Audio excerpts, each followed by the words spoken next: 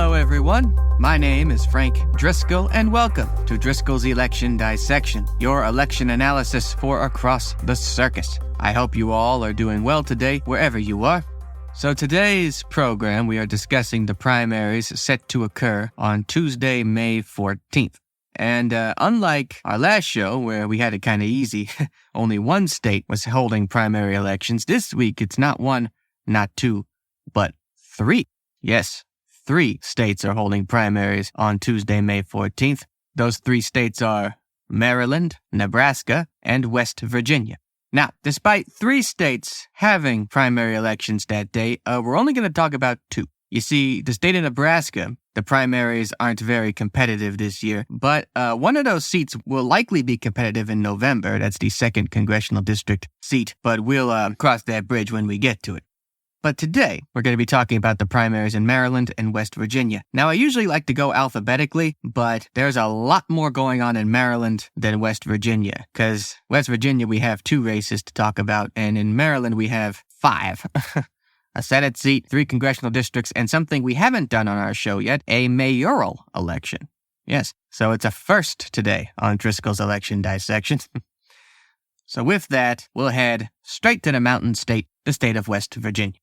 Now, West Virginia has become a very strong Republican stronghold in the last few years. And despite that, they've had a Democratic senator for a while now, Joe Manchin.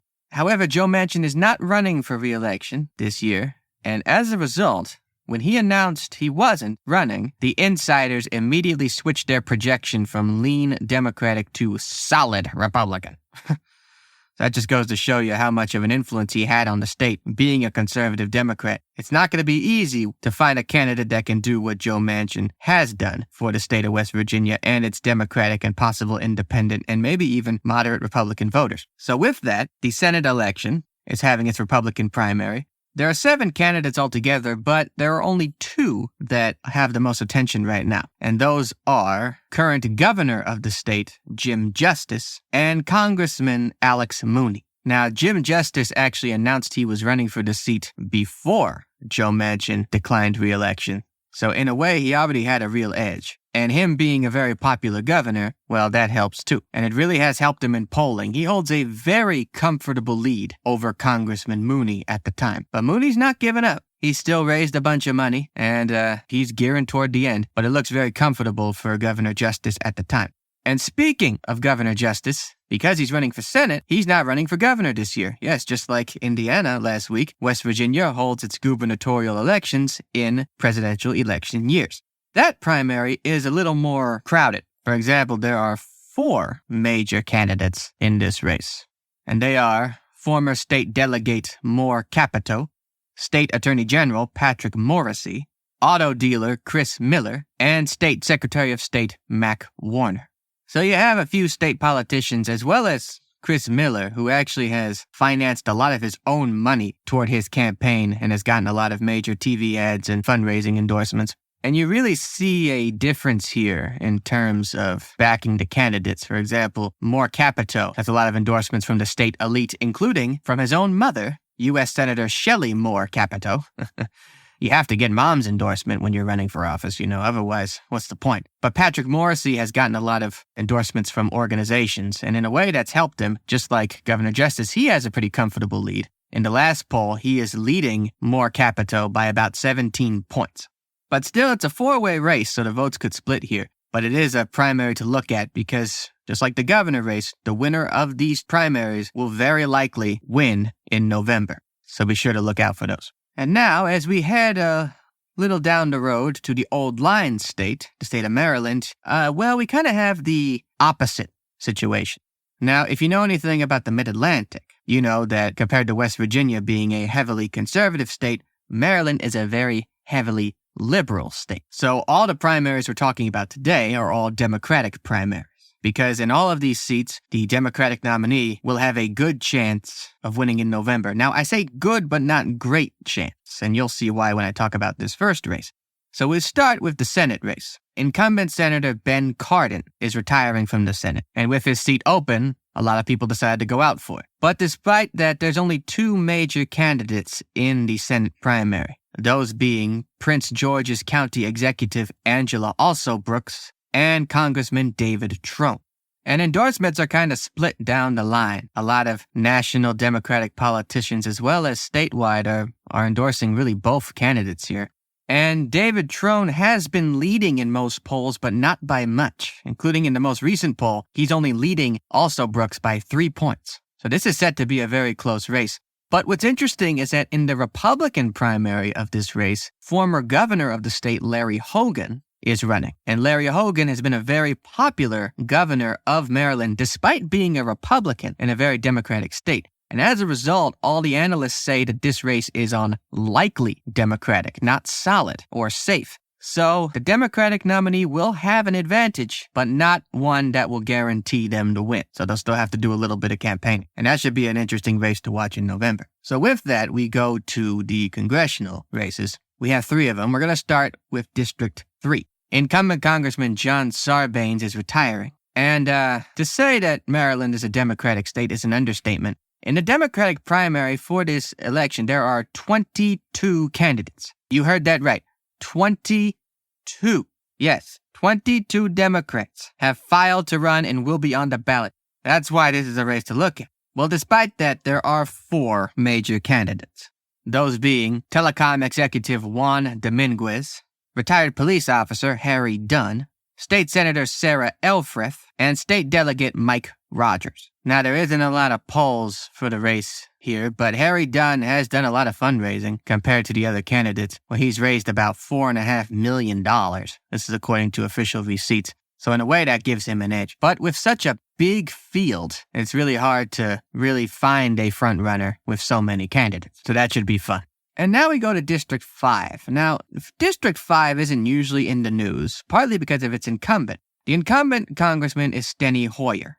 He has been in the U.S. House of Representatives since 1981 and at one time was House Democratic leader under Speaker Nancy Pelosi. Well, he's no longer on the leadership team, but he's still in Congress, still working his constituents. Now, in this year's primary, though, Steny Hoyer is facing against 3 challengers, which is usually more than he usually would. And those challengers are Healthcare Executive Quincy Barabee, Prince George's County Environmental Director Andrea Crooms, and Administrative Assistant Michaela Wilkes. Now, what's interesting is that Steny Hoyer has actually faced off against Michaela Wilkes in 2022 and 2020 in the Democratic primary and soundly defeated her both times. However, now, he doesn't have to just worry about Michaela Wilkes, he also has to worry about 2 more candidates. Now, it's not safe to say if Steny Hoyer is in trouble or not, but for a longtime congressman to face more challengers than usual means he may have to do a little more campaigning this year than he usually would. So there you go.